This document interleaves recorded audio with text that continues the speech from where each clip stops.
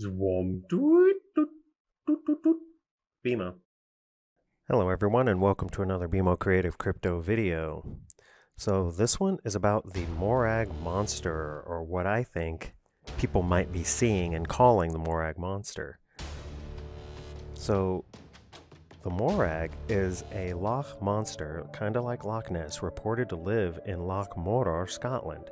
After Nessie, it is one of the most written about of Scotland's legendary monsters. Official sightings date all the way back to 1887, at least the ones I could find. And by 1981, couple dozen sightings have happened, half of which had multiple witnesses, and people reporting sightings even to this day. It still happens. In 1948, a peculiar serpent-like creature about 20 feet long was reported by 9 people in a boat in the same place as the 1887 sighting. The best known encounter, however, is one in 1969 featuring 2 men, Duncan MacDonald and William Simpson, who accidentally struck the creature, they say, with their boat, prompting it to attack them, is what they say. They said, MacDonald said that he retaliated with a boat oar, pushing it away, I guess, and then Simpson went to the other end of the boat, grabbed the rifle, and came back up and fired it at the creature. I don't think he hit it, but the creature, once the noise happened, it made a large swirl of water and it sank, and they never saw it again. They described it as being 25 to 30 feet long, with rough skin, dark skin, and it had 3 humps 18 inches above the surface of the water, and the head came up out of the water about 18 inches, and it was about a foot wide. So those measurements are the definite clues I use to figure out what I think this thing is. Anyway, a pair of photographs were taken in 1977 by a Miss M. Lindsay, showing an object in the loch which is claimed to be the Morag. The object appears to have a round back. It's right there up in the top left-hand corner. It just looks like a rock, right? The Loch Ness Investigation Bureau expanded its search after seeing these photos and included Loch Morar in February of 1970. Several expeditions with the aim to prove or find the monster have been made from 70 to 77, and Lindsay was the only one to get some good photographs, but otherwise no evidence has been found of an unknown large creature living in the loch. But see, unknown is the key word there. So what do I think it could be? Well, I drew this. This looks like a made-up creature, but what it is a leatherback sea turtle, and it is the most unique of all turtles in my opinion, and is the largest living known turtle species of sea turtles, around 7 feet long, just the shell. And those are just the ones that come up on the beach, the females that lay eggs. They probably get larger, and they weigh around 2,000 pounds on average. Its distinguishing feature is its carapace, or its shell, and the 7 ridges that go down its back. Not all of them are black and white speckled like this. Some of them are just jet black with these white lines on them. Very unique looking creatures. Unlike other sea turtles, the bony shell, however, of the leatherback is not visible. Instead, it is covered with a leathery layer of black or brown skin, which is where it gets its name, leatherback. They have the greatest migratory distribution of any reptile on the planet, being found in tropical and temperate marine waters all over the world. They live off the coast of the United States and also Puerto Rico, Virgin Islands, and Hawaii. The leatherback is also the most commonly sighted species of marine turtle, in Scottish waters, which is why I believe, if you've never been to the ocean and never seen a leatherback, I've been in the ocean many times and I've never seen a leatherback.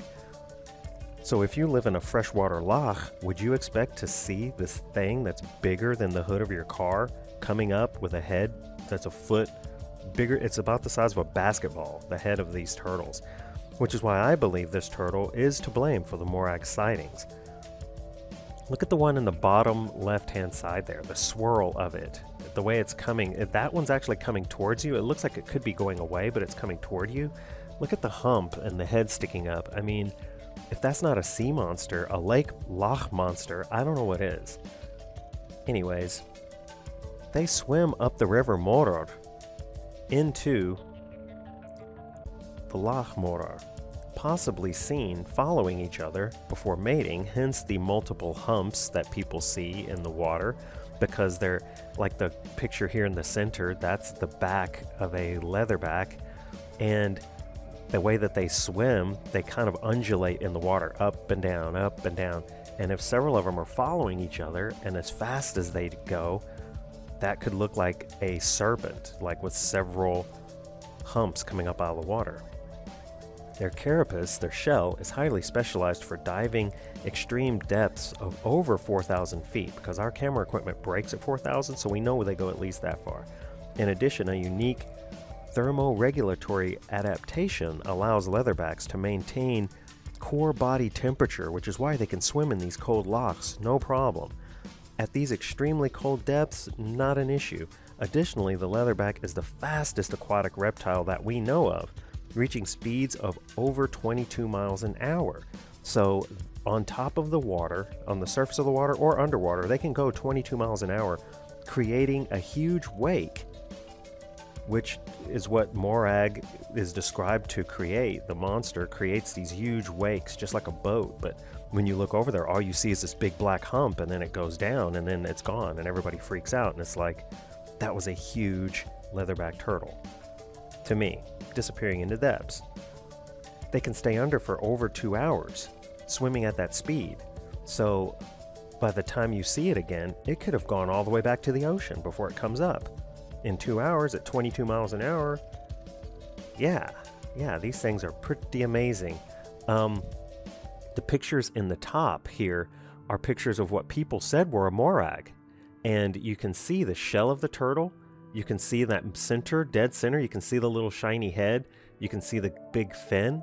And then in the next one, almost to the end, you can see where it looks kind of like a reptile. It's got humps on its back, little ridges, and it looks really long, like it's going back down into the dark part of the water. But really, that's just a leatherback turtle, and their shell is flexible inside of that leather carapace, and so it looks like something else, but it's scary enough as it is, in my opinion. But anyway, let's move on. So if you haven't seen the inside of a leatherback's mouth, here you go. This is what I drew. I mean, look at that. I didn't make that up. There's hundreds of teeth inside their mouths. It's the thing of nightmares, folks. They are so huge that they literally swallow most things that they eat whole.